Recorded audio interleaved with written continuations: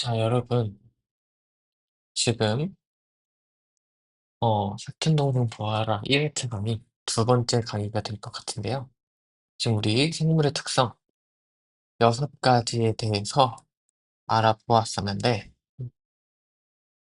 저번에 텐토가 좀 길었던 것 같아요. 그러니까, 배속으로 보실 분들은 조금 배속으로 봐도 좋을 것 같고, 저는, 조금 이해가 잘 안 되는 친구들을 위해서 천천히 말을 했는데, 생각보다 템포가 늦어진 것 같아서 배속으로 보실 친구들은 조금 빠르게 보아도 좋을 것 같다.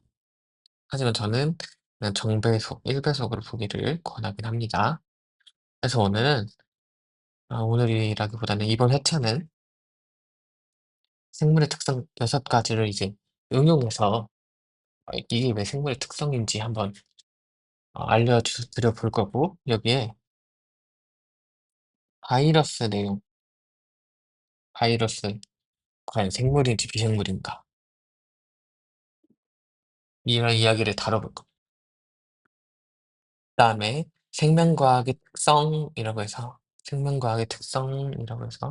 이 두 가지를 그때 설명드렸었죠. 저번 시간에 설명드렸었는데 통합적 특성과 생명과학의 연계에 대해서 한번 설명을 해 보려고 합니다. 그리고 세 번째 주제인 생명과학의 탐구 방법까지 한번 알아볼 거예요. 그래서 오늘 1회차는 이렇게 두 개, 생물의 특성 강의 하나, 나머지 강의 두 개에서 두 개의 영상이 올라갈 거고, 세 번째 강의로 통합과학 내용, 세포에 대한 내용을 기본기 베이스 강의로 하나 올려드릴게요. 그래서 총 1회차는 3개의 강의가 될 것 같습니다.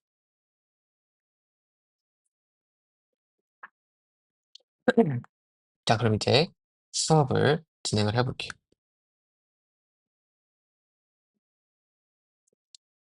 자, 우리 생물의 특성을 6가지를 배웠습니다. 1번, 세포로 구성되어 있다. 2번, 물질 대사를 한다. 3번, 자극에 대한 반응과 항상성을 한다. 유지한다. 4번, 발생과 생장을 한다. 5번, 생식과 유전을 한다. 6번, 적응과 진화를 한다. 그러면 우리 이 6가지가 왜 생물의 특성인가? 왜 생물의 특성이라고 하는지 한번 알아봅시다. 가장 자주 나오는 것이 강아지와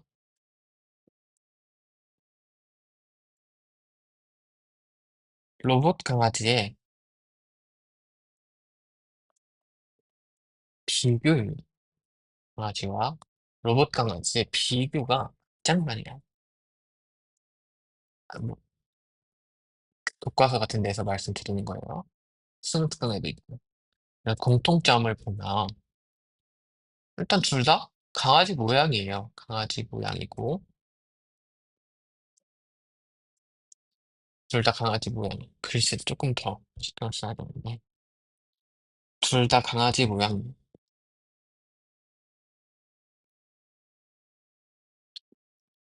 다음 또 무슨 공통점이 있냐면 자극에 대한 반응을 합니다. 오, 그래. 물질의 특성, 생물의 특성 중에 하나인 자극에 대한 반응을 로봇 강아지도 하긴 하네요. 우리 이건 오해하지 맙시다. 영재에 대해서 배웠는지 모르겠는데 생물의 특성 중에서 대한 반응을 생물이 자극에 대한 반응을 하는 특성을 가진 거예요. 하지만 자극에 대한 반응의 특성을 가진다고 해서 모두 다 이 자극에 대한 반응을 한다고 해서 모두 다 생물은 아닌 거죠. 이 화살표의 이해관계를 잘 알아요. 강아지는 생물이니까 생물의 특성 중에 하나인 자극에 대한 반응을 가지고 있어요. 하지만 대한 반응을 한다고 해서 모두 생물인 거는 아니라고요. 이건 하나 짚고 넘어갑시다.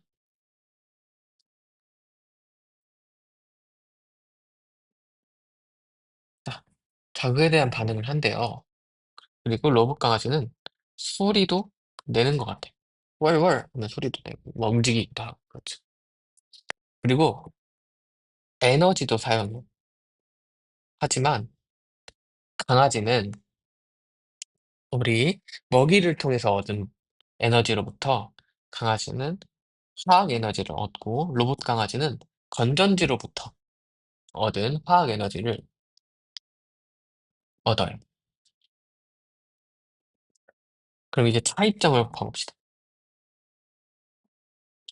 차이점. 강아지는 몸이 어떻게 구성되어 있냐면 강아지는 몸이 세포로 구성되어 있어요. 하지만 로봇 강아지는 플라스틱으로 되어 있겠죠?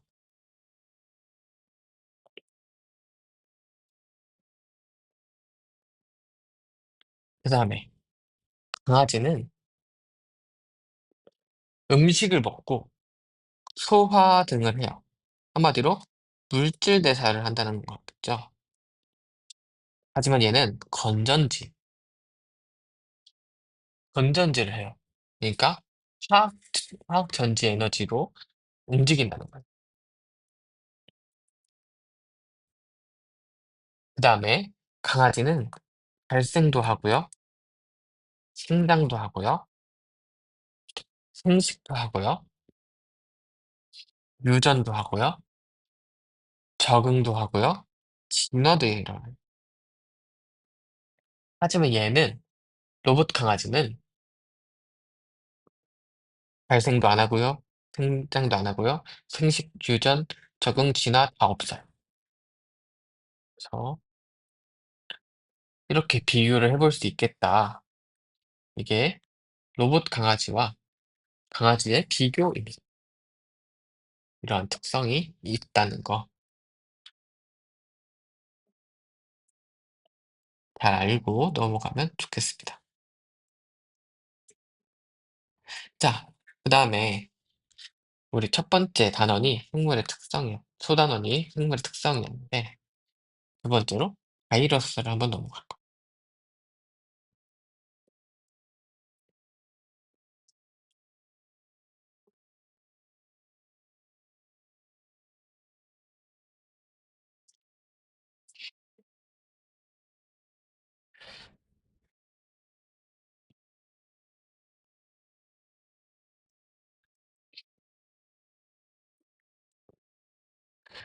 바이러스도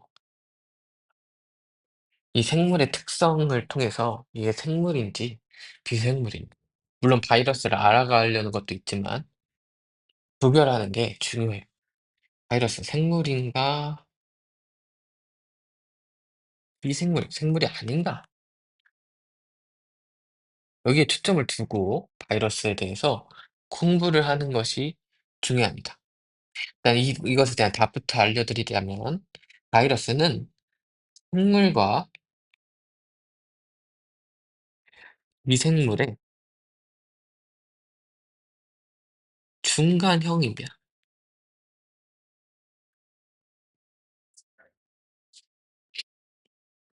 그럼 바이러스 구조도 한번 봐볼까요? 바이러스의 구조를 한번 봐보면 어떻게 생겼냐면 물론 바이러스는 매우 다양한 구조를 갖고 있어요. 이제 바이러스마다 달라요. 예를 들어서 두 가지를 보통 예시를 많이 들어요. 그래서 박테리오파지라는 애가 있습니다. 정십이면체 머리가 있고 여기 안에 핵산이 들어있어요. 핵산은 핵에 있는 산성물질이라고 해서 DNA나 RNA를 말하는데 박테리오파지는 DNA, 핵산 중에서도 DNA를 갖고 있습니다. 그래서 정십이면체 단백질 껍질과 DNA 핵산을 가지고 있는 이렇게 이렇게 생긴 애가 박테리오파지.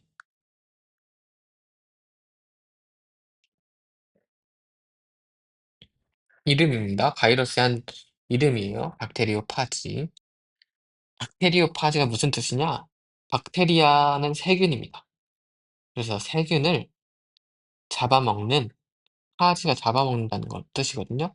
세균을 잡아먹는 애, 이런 의미. 다시, 세균을 잡아먹는 애, 이런 뜻이에요. 그래서 세균을 잡아먹는 애, 바이러스.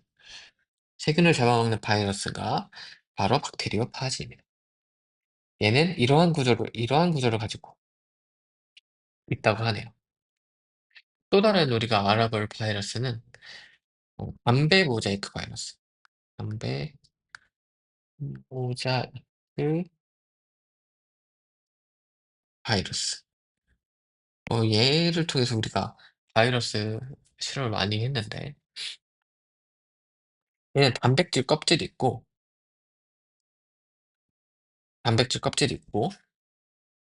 여기 안에 핵산이 들어있어요. 똑같죠? 단백질 껍질 안에 핵산이 들어있는 거. 근데 얘는 핵산이 RNA. 여러분들, 코로나 바이러스도 혹시 기억하나요? 그쵸. 코로나19 바이러스도 RNA, 핵산 중에서 RNA를 가진 RNA 바이러스였어요. 바이러스는 DNA를 가지고 있는 DNA 바이러스와 핵산 중에서 RNA를 가지고 있는 RNA 바이러스가 있다. 이렇게 구분을 하기도 합니다. 그래서 대부분 이 단백질 껍질 속 핵산을 가지고 있는 구조로 되어 있다. 그럼 어떤 거예요? 세포는 아니죠. 비세포 구조이다.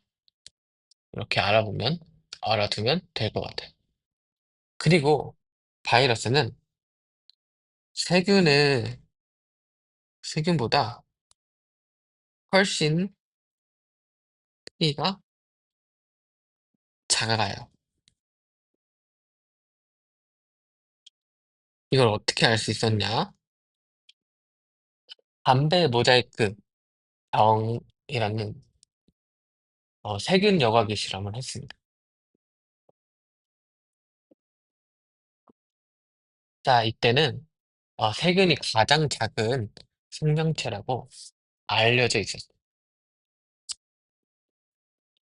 그래서 담배 모자이크 이 실험, 바이러스 이용한 세균 여과기 실험을 해봤는데, 얘는 최초로 바이러스를 발견했어요.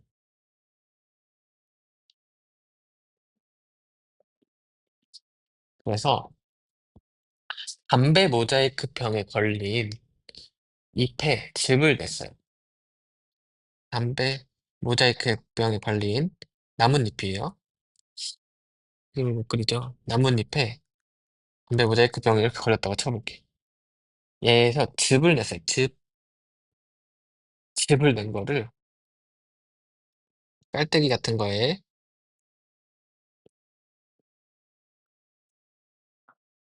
걸러본 거예요.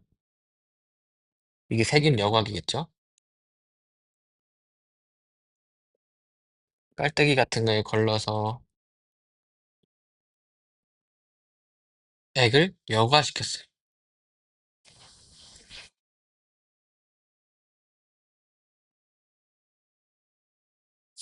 이 세균 여과기는 여기에서 세균을 걸러주는 거예요. 그러면 여기는 여과된 애고, 여과된 용액이라고 할까요? 여과된 용액이 남을 거고, 여기에서는 여과되지 않은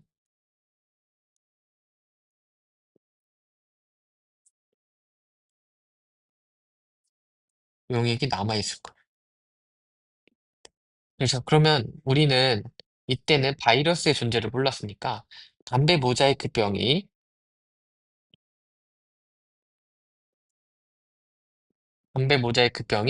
세균 때문이라고 생각했을 텐데, 그러면 여긴 여과되지 않은 용액이니까 세균이 있을 거라고 예상했고, 여기는 세균이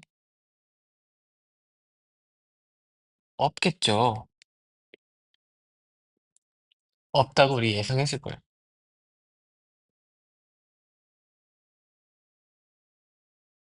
근데 이 용액을 다시 멀쩡한 나뭇잎에 발라봤는데, 이 잎은 건강한 거예요. 이상 없음 이렇게 볼까요? 이상 없음. 근데 이 여과된 용액을 같이 나뭇잎에 발랐는데, 어, 여기서 갑자기 병이 다시 생긴 겁니다. 담배 모자이크 병이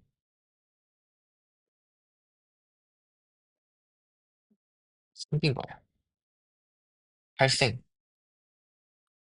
이게 왜 그럴까? 세균은 분명 걸렀는데, 세균은 분명 여기서 걸렀는데, 어, 왜 걸르고 난 용액에서 발견이 됐지? 라고 우리가 의심을 했어요. 그래서, 세균보다 작아서, 세균보다 작은 애가 걸렸겠구나.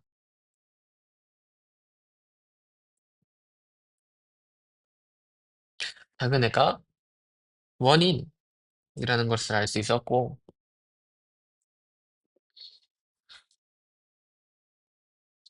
그래서 우리는, 아하, 나중에 이 담배 모자이크 병의 원인이 바이러스라는 것을 알게 됩니다.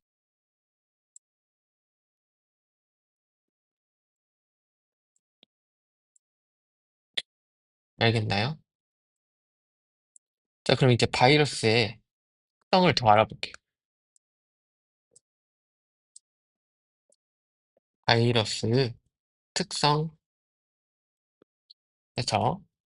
바이러스는 생물적 특성과 비생물적으로 먼저 요 비생물적 특성과 생물적 특성이 있다.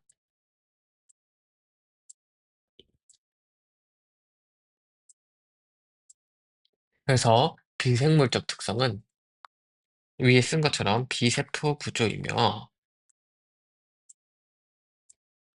바이러스는 숙주세포, 우리 감염된다고 하잖아요. 감염돼, 감염된 그 생물을 숙주생물이라고 하는데 그 숙주생물의 세포, 숙주세포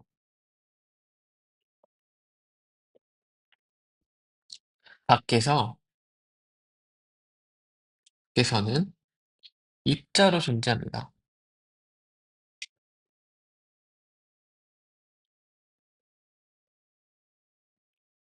이거는 단백질 껍데기와 핵산의 형태, DNA나 RNA가 둘 중에 하나겠죠? 그래서 그걸로 존재해요. 그다음에 물질 대사를 할 수 없어요. 이 입자 상태에서는 물질 대사를 할 수가 없습니다. 스스로 스스로 물질 대사를 할 수가 없어요. 하지만 바이러스는 이 숙주생물에 기생을 하게 되면 생물적 특성을 갖게 됩니다. 그래서 생물적 특성으로는 유전 물질을 가진다는 게 핵산이겠죠? 유전 물질을 가진다는 게 생물적 특성이라고 볼 수 있겠고, 그 다음에 수세포 내에서 자신의 유전 물질로 증식을 합니다. 자신의 유전 물질로 증식을 해요. 이 과정에서 유전 현상이 나타납니다. 다음, 돌연 변이가 일어나서 새로운 형질이 나타납니다. 돌연 변이, 이것도 생물의 특성이에요. 돌연 변이.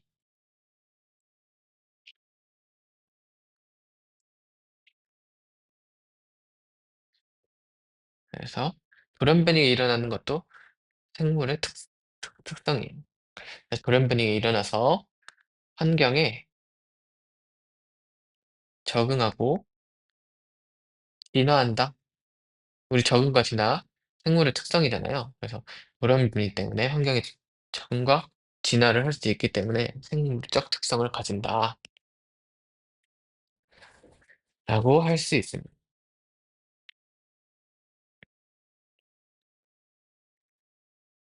그러면 이제 바이러스가 어떻게 증식하는지, 기생하고 증식하는지를 한번 볼게요. 바이러스의 증식. 자, 첫 번째는 이렇게 세균이 있잖아요. 우리 박테리오파지는 세균을 잡아먹는 애라고 했어요. 세균의 박테리오파지가 이렇게 달라붙습니다. 여기 안에 핵산이 들어있죠. 그 다음에 자신의 박테리오파지가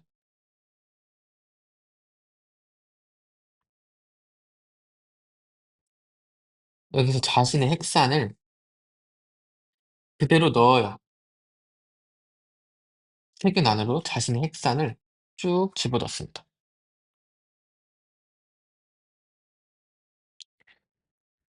그러면 이, 이 핵산이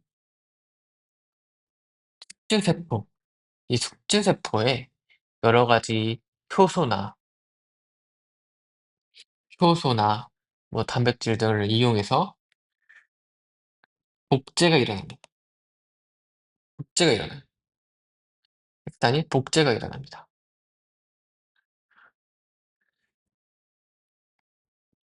그쵸? 세균 내에 효소 등을 이용해서 복제가 일어나는 거.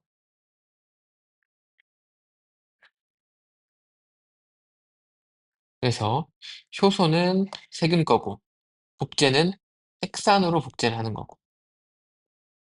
알겠나요? 바이러스가 복제되면은 이 세균 안에 박테리아 파지까지 조립이 됩니다. 핵산이 들어있고, 이렇게. 얘네가 엄청 생기는 거예요. 이렇게 되는 거죠.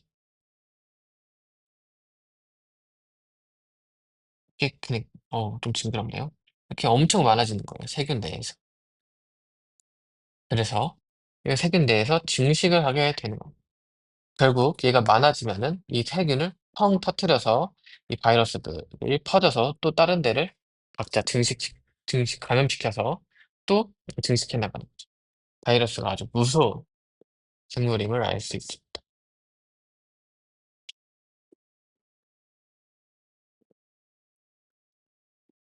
자, 그러면 여기서 궁금증이 생길 수 있어요. 많이 물어보거든요. Y라고 하면 좀 있고, 이렇게 해볼까요? 그러면 바이러스는 최초의 생물인가? 라고 물어볼 수도 있습니다. 우리 뭐라고 해야겠어요? 아니라고 해야겠죠. 그쵸? 아니라고 해야겠죠. 왜냐면 바이러스는 최초의 생물이 아닙니다. 왜 그러냐? 바이러스 어떻게 해요? 증식을 해야만 살 수 있는 애예요. 증식을 하려면 원래 생물이 있어야겠죠. 얘는 기생생활이기 때문에 기생생활할 숙주생물이 먼저 있어야 합니다. 이렇게 볼 수 있어요. 알겠나요? 네. 그러면 넘어가겠습니다. 자, 그러면 우리 마인드맵에서 이제 드디어 두 번째 생명과학의 특성. 우리 지금까지 생물의 특성을 받고 이제는 생명과학의 특성을 한번 소과로 쓴다. 생명과학의 특성을 한번 봅시다.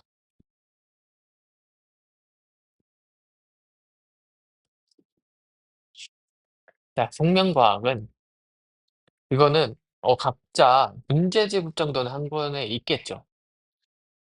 문제집 정도는 하나씩 있을 거예요. 그래서 개념책을 보고 그 부분만 한번 쑥 읽고 아니면 예를 들어서 수능 특강 있다. 그러면 수능 특강만 수능 특강만 한번 쑥 읽고 그냥 가볍게 읽고 넘어가면 돼요. 여기서 핵심은 뭐다? 통합적 특성과 연계 이 두 가지가 딱 핵심이다. 두 가지가 이 생명과학의 특성, 핵심이다. 이 두 가지만 알고 있으면 돼. 그래서 생명과학의 통합적 특성은 뭘 말하는 거냐? 생명과학은 하게 어떤 학문이냐면 생명과학의 특성은 생명체의 특성도 연구하고요. 그다음에 이 생명체 안에서 일어나는 생명 현상을 연구하는 생명 현상을 연구하는 게 생명과학이에요.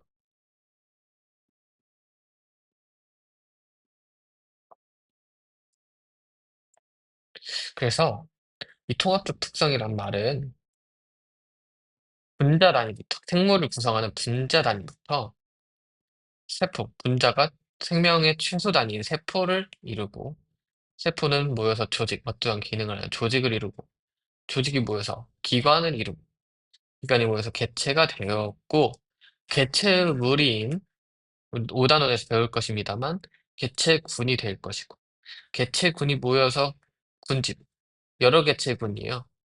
개체군은 어떻게 보면은 한 종류의 무리, 예를 들어서 사슴무리 아니면 곰무리 이런 걸 말하는 것이고요. 군집은 뭐냐? 일정한 범위 내에서 사슴무리, 곰무리, 늑대무리 이런 거를 포함하는 것을 군집. 개체군들의 모임이 군집이고 여기에다가 생태계, 군집들이 모여서 생태계가 됩니다. 생태계는 이제 환경까지 들어가는 거예요. 주변 환경까지 들어가는 겁니다.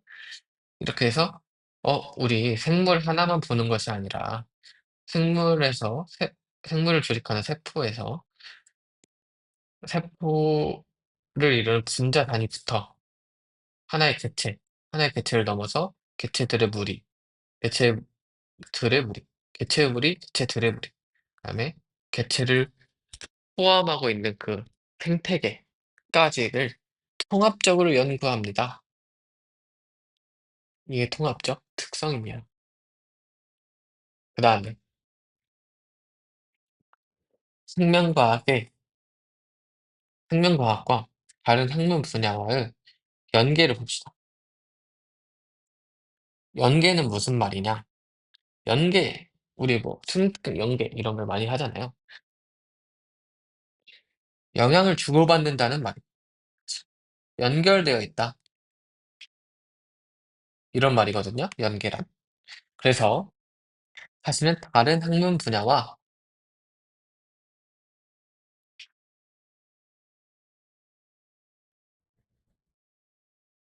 와, 많은 영향을 주고받는다. 연결되어 있다.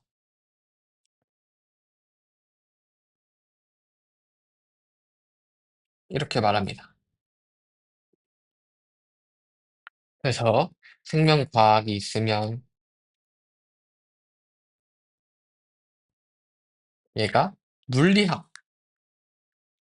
연결이 돼 있고 물리학 안 쓸게요. 우리 분자 단위로 보면 화학도 학 써줘야겠다. 화학도 연결되어 있을 거. 우리 의학, 수학, 공학, 생명공학 같은 것도 있으니까 또 뭐가 있을까요? 우리 정보학도 문제에서 많이 나와요. 우리 유전 암호 같은 거 사단원에서 배울 텐데 유전 관련 내용 하면서 통계학도 많이 배우거든요. 통계학 뭐 수학에다 포함됐다고 할 수 있지만 정보학, 유전 정보를 분석하는 정보학, 통계학 이런 많은 학문들이 겹칩니다. 그래서 이러한 많은 학문들과 연계해서 뭐 자원 이양도 하고 식량 얘기도 하고 의학 같은 경우는 인류 복지, 생명과 관련된 이야기고 어떻게 보면 전자현미경 이런 것도. 전자현미경도 물리와 물리학과 연계해서 우리 아주 작은 생물까지 볼 수 있게. 그다음에 생체 모방 공학, 생체 모방. 생체 모방 공학은 뭐예요? 우리 벨크로 테이프 같은 거. 독고마리 그 찍찍이를 말하잖아요. 그거 다 생명체를 보고, 아, 이렇게 하면 찍찍이를 사용할 수 있겠다 해서 공학과 연결돼 있는. 그다음에 생물 정보학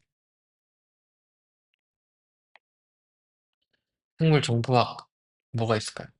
생명과학과 정보학이 연결돼 있어서 통계기법하고 컴퓨터 사용해서 아미노 서열 분석, 뭐 유전자 서열 분석 이렇게 하는 거예요. 그래서 우리 생명과학의 특성 문제가 나오면 두 가지만 생각하면 돼. 와, 한 개체만 다루는 것이 아니라 여러 범위를 다루네. 그다음에 다른 학문들과 연계되어 있네. 이렇게 두 가지만 생각하시면 됩니다.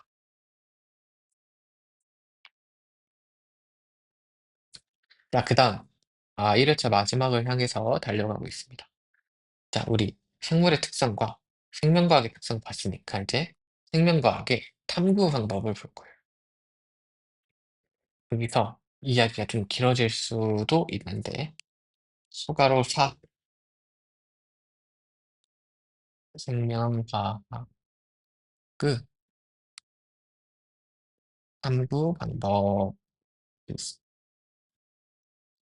1번 우리 귀납적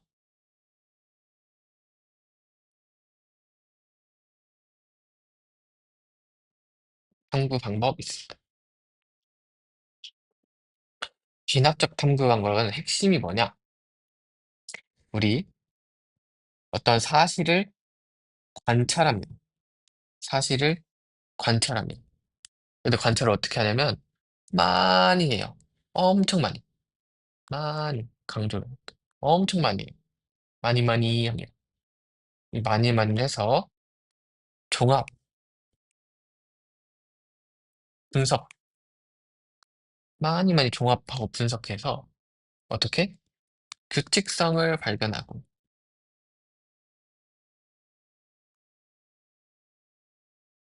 해서 결론을 도출하는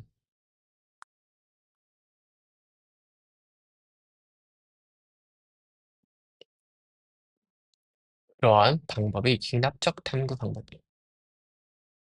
그래서 자연 현상을 관찰합니다.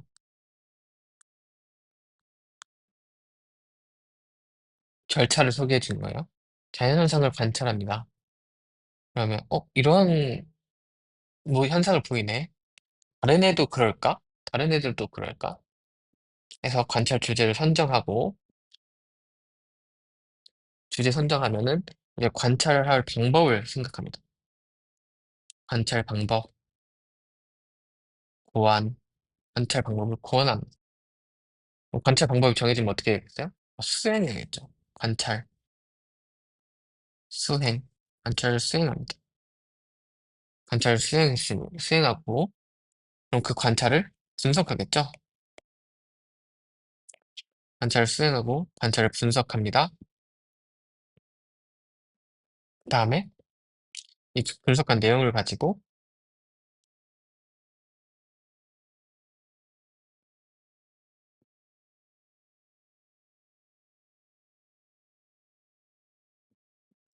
관찰 분석을 가지고 결론을 도출합니다. 이제 관찰 분석 및 여기서 규칙성을 발견하겠죠. 그래서 결론을 도출합니다.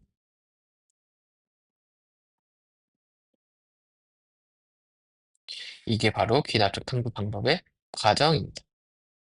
어떤 자연성 관찰했어요. 여기서 궁금증을 가지고 관찰 주제를 선정하는 거야. 관찰 주제를 선정하고 관찰 방법을 고안합니다. 어떻게 관찰하면 더 잘 관찰할 수 있을지를 고안합니다. 관찰을 수행한 다음에 이렇게 해서 실험이 끝났죠? 실험이 끝나면 관찰을 분석하고 특징을 발견해서 결론을 도출하는 거.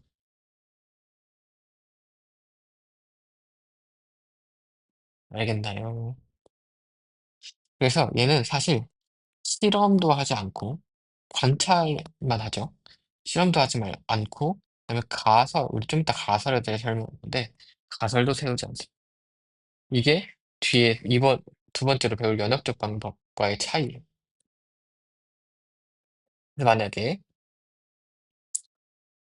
어 실험을 한다, 가설을 한다 이러면 귀납적 탐구 방법이 아니라고 할 수 있는 거예요. 왜?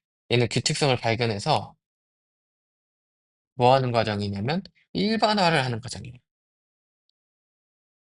A가 B를 하네. 이 현상을 만약에 생물이 세포로 이루어져 있네. 이러한 현상을 계속 관찰해서 계속 관찰해서 아하, 생물은 세포로 되어 있구나. 생물은 세포로 구성되어 있구나. 이렇게 일반화해서 결론을 내는 거. 어, 사람을 보니까 세포로 되어 있어. 나무를 보니까 세포로 되어 있어. 양파를 보니까 세포로 되어 있어. 이렇게 아, 많은 결과들을 보고 결론. 아, 생물은 세포로 구성되어 있구나. 이렇게 결론을 내리는 이러한 방식이 귀납법, 귀납적 탐구 방법. 그래서 대표적인 예시로 뭐가 있을까? 예시를 들어보면 세포설이 있고,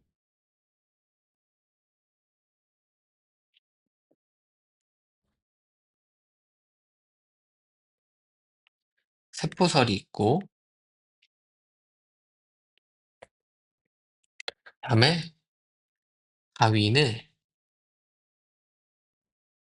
자연 선택설이 있어. 그다음에 또 뭐 있어요? 가위는 자연 선택설이 있고, 지구과학 중에서는 대륙 이동설? 여러 자료들을 관찰하고, 아, 대륙은 이동했네. 이 통합과학에서 나오거든요. 근데 생물에 관련된 통합과학 내용은 아니니까 크게 다루진 않겠습니다만 두 가지 이론만 두 가지만 외워도 될 것 같긴 한데 추가적으로 한번 이 얘기를 해보았어요.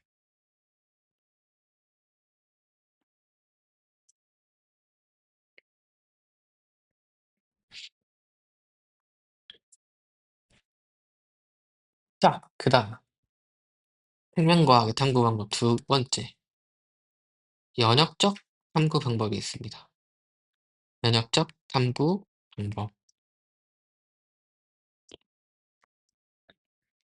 이 연역적 탐구 방법은 뭐냐? 어, 어떠한 자연성이 자연성들을 보다가 궁금증이 생긴 거 아니에요? 얘는 왜 그럴까를 알아내기 위해서 우리는 잠정적인 답이라고 하는 가설을 세울 거고요. 실험을 통해서 가설이 맞는지 틀리는지 검증을 그래서 검증을 한 다음에 결론을 이 실험을 해본 결과로 가설이 맞는지 틀렸는지를 통해서 결론을 내리는 이러한 방법이 연역적 탐구 방법이에요. 여기서 제일 중요한 건 가설을 세운다는 건데 가설이 뭐냐? 얘는 감정적인 어떠한 의문에 대한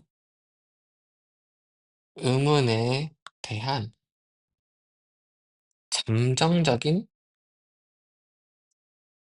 답이에요.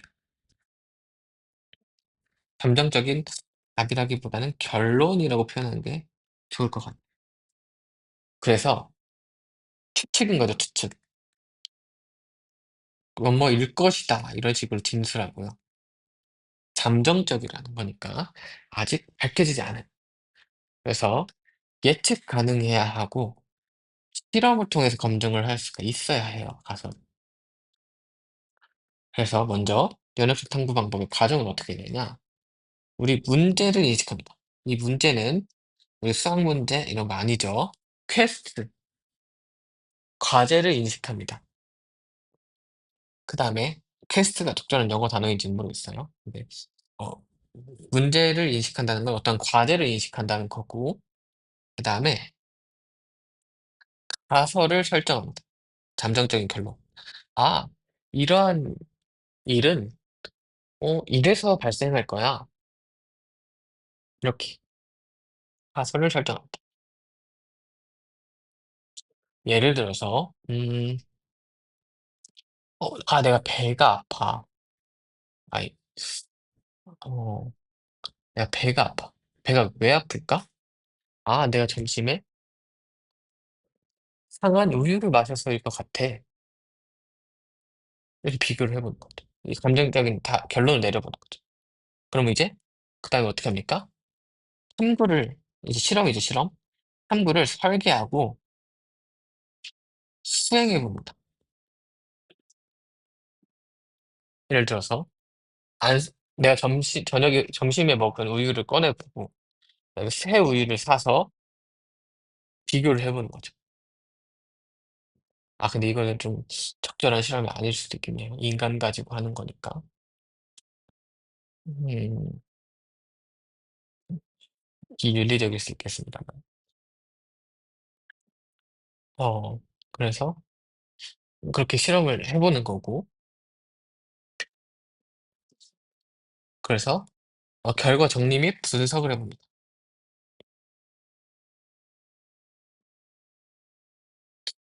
그 다음에 이렇게 했을 때, 이 가설이 맞았을 수도 있고, 가설이 틀렸을 수도 있잖아요. 그래서 가설이 맞으면 참인 경우에는 일반화를 합니다.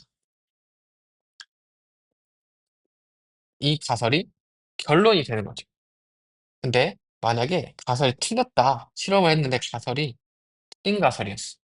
그럼 다시 가설 설정 단계로 와서 새로운 가설을 세우고 다시 실험을 해서 다시 결론을 도출하게 됩니다. 그때 우리는 이러한 실험에서 애조 실험이란 걸 하게 됩니다. 선생님이 예시를 든 건, 이 교주인 제가 예시를 든 거는, 별로 좋지 않은 예시였던 것 같아요. 그래서, 우리 페니실린, 플레밍의 푸른 곰팡이 실험이 있어요. 그래서 페니실린이라는 연역적 탐구 사례를 한번 예시로 들면서 대조 실험에 대해 설명을 해볼게요. 대조 실험이란 건 뭐냐? 탐구를 수행할 때 비교를 해보는 실험인 거예요. 그래서 대조군과 실험군을 좀 이따 설명을 할 것입니다만, 대조군과 실험군을 비교하는 실험이 대조 실험입니다. 그래서 대조군은 뭐냐면 자연 그대로의 집단이에요.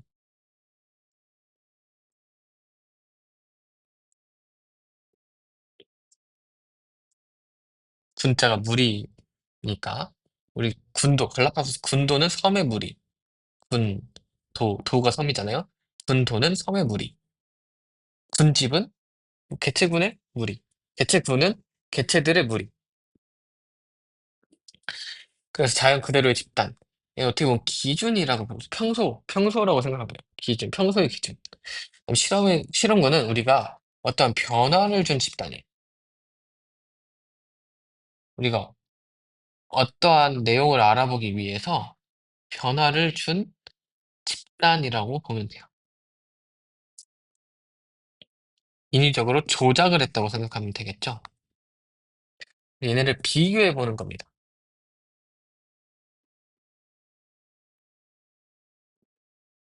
그래서 플레밍의 페니실린 발견을 한번 볼게요. 플레밍의 페니실린 발견이란 게 있는데, 자, 플레밍은 처음에 관찰 및 문제 인식으로, 어, 배양 접시, 세균을 배양한 그러한 접시에 흰 푸른 곰팡이 주변에 세균이 증식하지 않았대요. 그러니까 세균 배양 접시가 있어요. 이러한 세균 배양 접시가 있는데, 여기에서 푸른 곰팡이가 폈대요. 근데 이 주변에 세균 배양 접시니까 세균이 있어야 될 거 아니에요.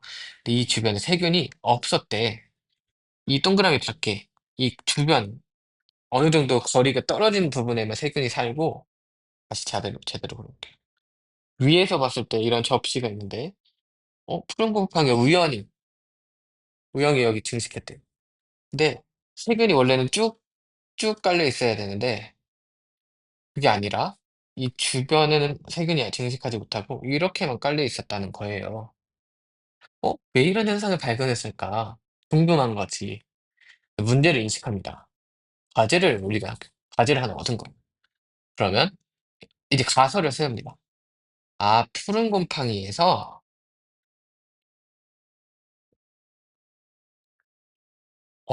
푸른 곰팡이 어떤 물질이 있어서 세균 증식을 억제할 것이다. 푸른 곰팡이가 세균 증식을 억제하는 것일 거다. 이렇게 가설을 세웁니다. 그럼 우리 탐구 설계 및 수행에서 대규 실험을 할 거니까 어떻게 할 거냐면 세균 접시를 두 접시로 나눕니다. 그래서 A 접시와 B 접시를 나눌 거. A는 대조군이라고 하면, 자, 대조군. 평소 자연 그대로입니다. 푸른 곰팡이가 없는 세균을 증식시킵니다. 푸른 곰팡이가 없음. 없음. 이렇게 써놓을게요. 푸른 곰팡이 없음. B는 B 집단은 실험군이라고 해볼게요. 얘는 세균을 이렇게 증식을 하고, 아, 푸른 곰팡이를 먼저 놓고 세균을 이렇게 증식시켜 봤대요. 이렇게 실험을 해보는 거. 그러고 나서 결과 정리 및 분석을 해보는 겁니다. 그래서 결과를 봤더니, 아, A 대조군에서는 평소처럼 세균이 막 분석을 했고, 여기는 푸 곰팡이가 있었죠. B에서는 어, 푸곰 옆에 없이, 푸른 곰팡이 주위에는 세균이 자라지 않고, 일정한 거리가 떨어져서만 세균이 자라는 거예요. 아니면 어떤 접시에는 푸른 곰팡이를 배열하니까 아예 세균이 없기도 했어. 세균 없기도 했어. 아, 그러면 뭐야? 이거 실험을 이렇게 한 번만 해보진 않았겠죠? 이런 실험을 여러 번 해봤을 거예요. 타당성을 높이기 위해서. 근데 아무튼 여기서는, 푸른 곰팡이를 했더니 세균이 자라지 않았어? 이 가설이 맞았네. 가설이 맞았네. 참. 가설이 맞았으니까, 아, 우리 결론을 어떻게 내려요?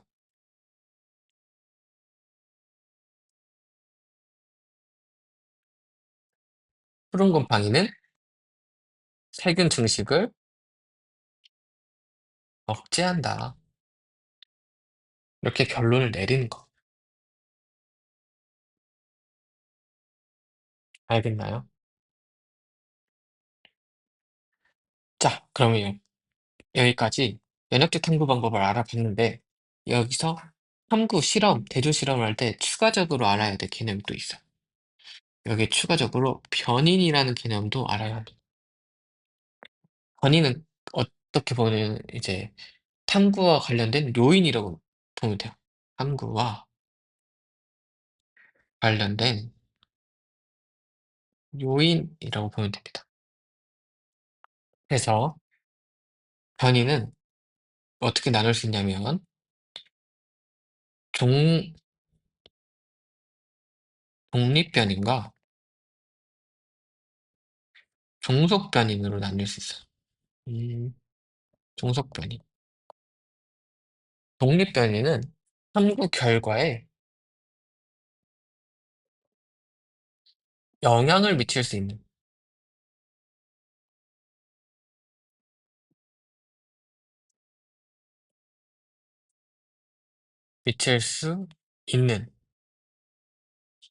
요인을 말합니다. 있을 유자예요. 미칠 수 있는, 있을 유자를 모를 수도 있으니까, 미칠 수 있는 요인을 말하는 거예요. 그다음에 종속 변이는 어떠한 실험에서 측정되는 값, 함부에서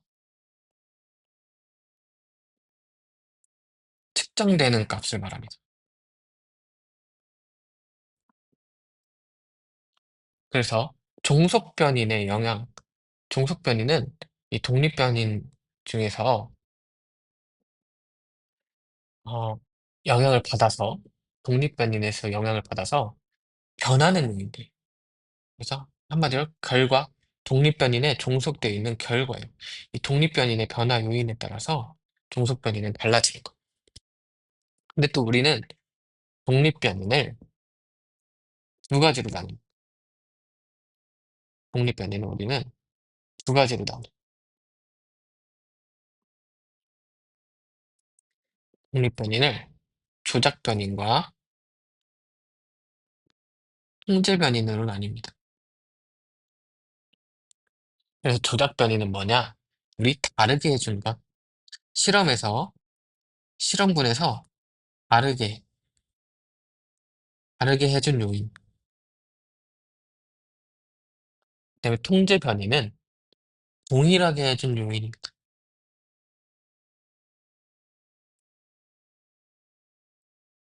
자, 우리 아까 푸른 곰팡이 예시에서 한번 볼까요?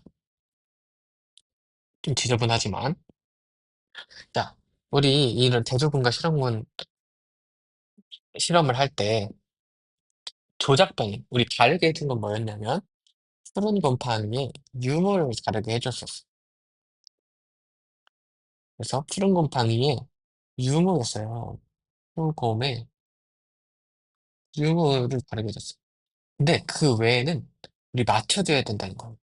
이 통제변이는 뭐냐면 이 배양 접시를 보관하는 온도, 습도, 배양 접시의 크기 이러한 것들을 맞춰주는 것이 온도, 습도 이런 조건을 맞춰주는 거예요.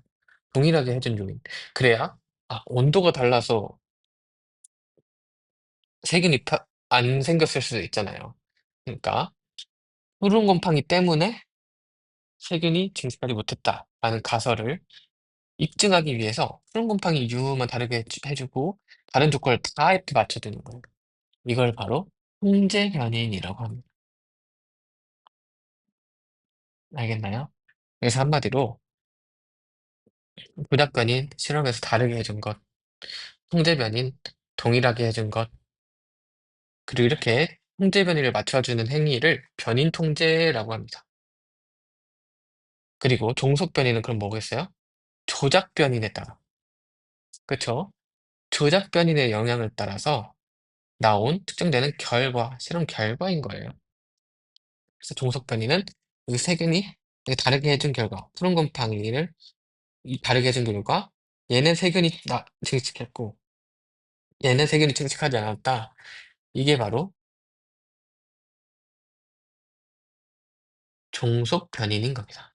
세균의 증식 유 결과, 이게 바로 종속 변인인 거예요. 연역적 탐구의 또 다른 예시로는 지금 우리가 알아본 푸른 플레밍의 페니실린 발견, 푸른 곰팡이에 나오는 어, 그런 추출액이라고 해야 될까요? 우리 푸른 곰팡이 실험이 있을 수도 있고, 그다음에 탄저병 백신 실험, 푸른 곰팡이 실험 이런 게 대표적인 연역적 탐구 방법이에요. 가설을 세우고 실험을 하면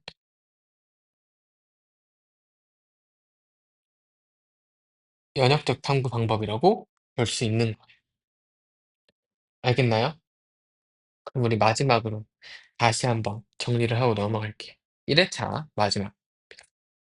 자, 여기까지 들으시느라 너무 수고했어요. 자, 다시 한번 봅시다. 생물의 특성 6가지 있었습니다. 세포로 구성되어 있다. 물질 대사를 한다. 자극에 대한 반응과 항상성을 한다. 반응, 발생과 생성을 한다. 생식과 유전을 한다.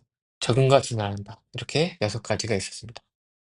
이 6가지 뜻이 각각 뭔지 그것도 중요하지만 어떤 예시를 보고 이 6가지를 구별을 해낼 수 있어야 합니다. 어떤 선지가 나왔을 때 '아 이건 발생과 성장이지. 아 이건 생식과 유전이지. 아 이건 적응과 진화지.' 구분을 할 줄 알아야 해요.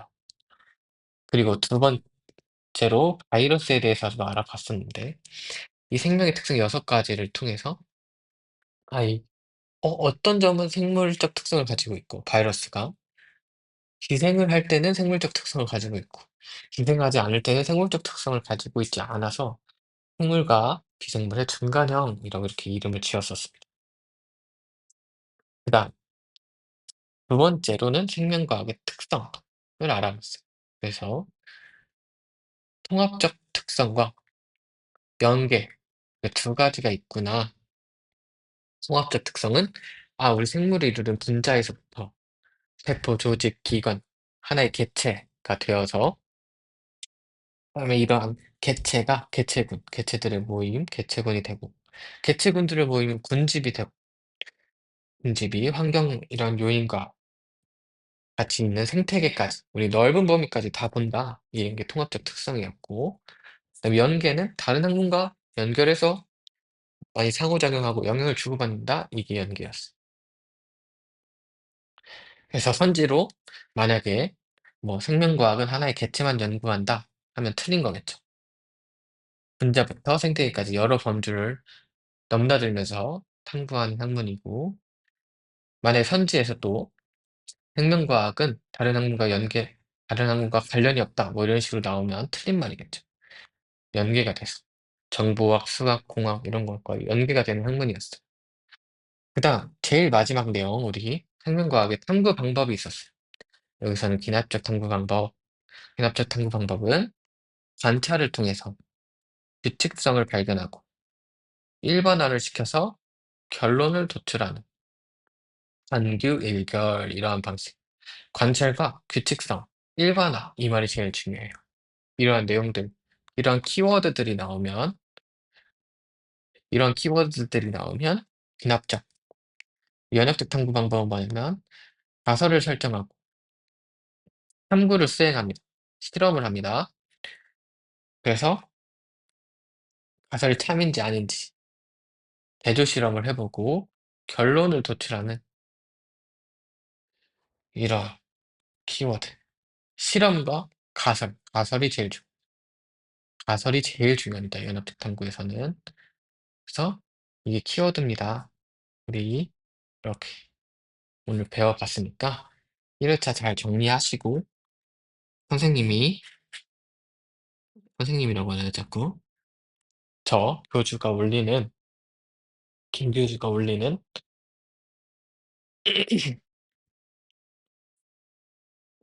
통합과학 베이스 세포란 무엇인가도 잘 봐주시면 좋을 것 같아요. 우리 추가적으로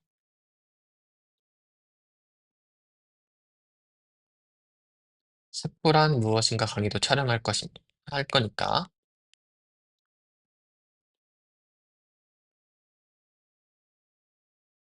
잘 봐주셨으면 좋겠습니다. 1회차 복습 잘하고요. 잘 때 들어도 좋고 이동하면서 들어도 좋으니까 한번 잘 복습해서 우리 생명과학에서 좋은 점수 받아볼 수 있으면 좋겠습니다.